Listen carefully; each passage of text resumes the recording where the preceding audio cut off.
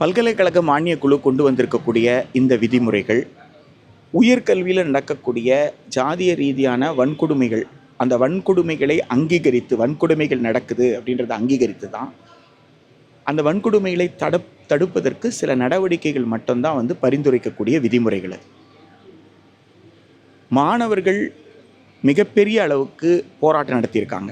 அந்த போராட்டத்தில் அவங்க கேட்டது என்னன்னு கேட்டால், வெமுலா சட்டம் அப்படின்னு சொல்லி ஒரு சட்டத்தை தான் கேட்டாங்க.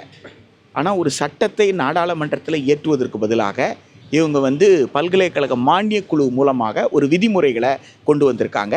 இப்போ அந்த விதிமுறைகளை உச்சநீதிமன்றம் தடை செய்திருக்கு. இடைக்கால தடை உத்தரவு பிறப்பித்திருக்கிறது உச்சநீதிமன்றம். இதே உச்சநீதிமன்றம் தான் வெமுலா இறந்த பிறகு, அதுபோல் நிறைய மாணவர்கள் இறந்திருக்கிற சூழலில் 2 மாணவர்களுடைய பெற்றோர்கள் போட்ட வழக்கில் தான் பல்கலைக்கழக மானியக் குழு இந்த மாதிரியான வன்கொடுமைகள் நிகழுதா என்று ஆய்வு செய்து அது தடுப்பதுன்னா எப்படி தடுக்கணுன்ற வழிமுறைகளும் நீங்கள் உருவாக்குங்கன்னு இதே உச்சநீதிமன்றம் தான் வழிகாட்டியிருக்கு. அந்த உச்சநீதிமன்றத்தோட வழிகாட்டுதலின் அடிப்படையில் தான் அவங்க குழுக்கள் எல்லாம் அமைச்சாங்க.